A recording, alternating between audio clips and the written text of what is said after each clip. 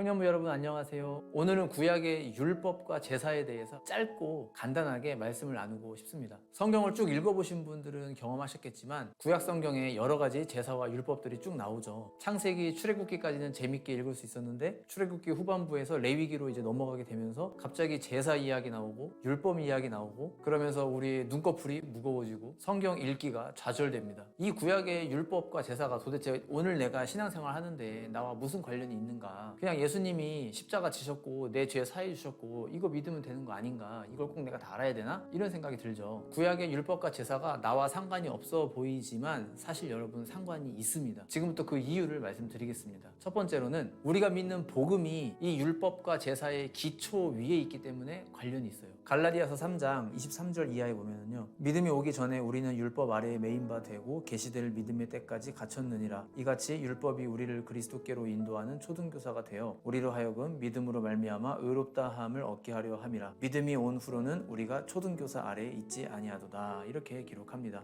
우리가 초등학교를 졸업하면 중학교 가고 중학교 졸업하면 고등학교 가고 그러잖아요. 다시 초등학교로 가는 일은 없죠. 율법이 마치 그와 같다 이 얘기예요. 복음을 위한 기초 교육 과정이었다 이 얘기입니다. 그런데 그렇다 쳐도 사실 우리가 이걸 완전히 다 몰라도 복음을 믿는 데에는 큰 지장은 없습니다. 우리가 자동차의 원리를 전혀 몰라도 자동차 운전을 할 수 있는 것과 비슷한 원리예요. 우리가 컴퓨터의 원리, 기계 언어 이런 거 몰라도 컴퓨터 잘 활용할 수 있잖아요. 이것과 비슷한 원리예요. 하지만 자동차에 대해서, 컴퓨터에 대해서 폭넓은 지식을 가진 사람은 좀 더 잘 활용할 수 있겠죠. 율법과 제사도 우리가 이것에 대해서 몰라도 복음을 믿는 데에는 크게 지장은 없지만 이것에 대해서 우리가 좀 더 공부하고 깊이 들여다보게 되면 복음을 이해하고 믿는 데에 있어서 굉장히 깊이와 넓이가 더해지게 됩니다.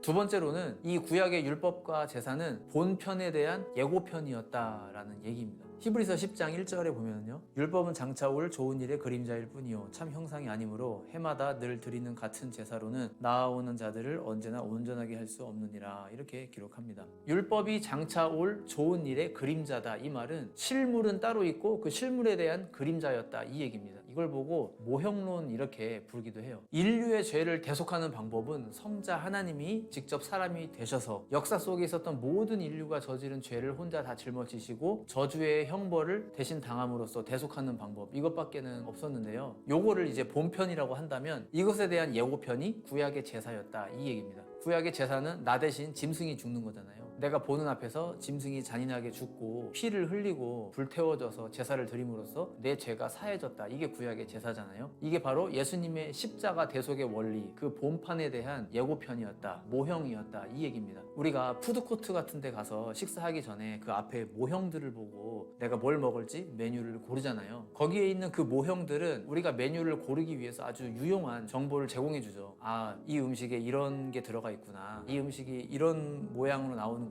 이걸 우리가 알 수가 있죠. 진짜 음식이 나오기 전까지 이 모형이 필요한 겁니다. 그래서 율법이 필요했다라는 얘기죠. 다음 끝으로 세 번째는요. 율법이 거울의 역할을 한다라는 겁니다. 로마서 3장 20절에 보면요. 그러므로 율법의 행위로 그의 앞에 의롭다 하심을 얻을 육체가 없나니 율법으로는 죄를 깨달음이니라 이렇게 기록합니다. 우리가 거울을 보기 전까지는 내 얼굴에 뭐가 묻었는지 알 수 없잖아요. 거울을 딱 봤을 때 아이고 내 얼굴에 밥풀이 묻었네 이거를 알 수가 있죠. 그런데 그렇다고 해서 거울 자체가 우리 얼굴을 깨끗하게 해주는 건 아니죠. 거울은 단지 우리한테 뭐가 묻었는지를 보여주는 것까지만 하는 거죠. 율법의 역할이 바로 그와 같다라는 거예요. 하나님이 우리에게 어느 정도의 수준까지 거룩을 요구하시는가. 율법을 해석할 때에 이것이 드러나게 됩니다. 가령 예를 들어서 레위기 23장 22절에 보면요. 너희 땅에 곡물을 벨 때에 밭 모퉁이까지 다 베지 말며 떨어진 것을 줍지 말고 그것을 가난한 자와 거류민을 위하여 남겨두라. 나는 너희 하나님 여호와이니라. 이런 말씀이 있습니다. 추수할 때에 소를 몰고 밭을 쭉 밀고 나가다가 모퉁이에 가서 커브를 돌게 됐을 때에 구석진 코너 부분은 추수가 잘 되지 않겠죠. 하나님의 말씀은 뭐냐면 그것까지 악착같이 다 추수하지 말라 이 얘기입니다. 그거는 가난한 사람들 위해서 남겨두라. 그들의 몫이다 이 얘기입니다. 이것은 한마디로 우리 수익의 일부분은 가난한 자들을 위한 것이다 라는 게 되는 거예요. 이거는 내 거야. 내가 땀 흘려서 번 거야. 내가 땀 흘려서 수확한 거야. 이렇게 주장하지 말라는 얘기죠. 그렇게 주장하는 것은 하나님의 뜻이 아니다 라는 겁니다. 이 율법, 이 하나님의 정신 우리가 과연 온전하게 잘 지킬 수 있을까요? 이런 식으로 율법은 우리에게 무엇이 거룩인지 무엇이 하나님이 요구하시는 건지를 보여준다는 거예요. 그것은 반작용으로 나에게 무엇이 부족한가 내가 어떤 죄를 지었는가라는 것을 알려준다라는 거죠. 거룩을 실천하지 않은 것도 죄이거든요. 이상 구약의 율법과 제사에 대해서 한번 말씀드려 봤습니다. 여러분, 구약의 율법의 내용들이 어렵긴 하지만 한번 마음 잡고 읽어보시면 여러분의 신앙의 깊이가 더 더해질 수 있을 겁니다. 신앙의 깊이와 그 넓이가 날로 날로 더해지는 모든 청년들 다 되셨으면 좋겠습니다. 청년을 위한 5분 메시지 여기서 마치도록 하겠습니다. 감사합니다.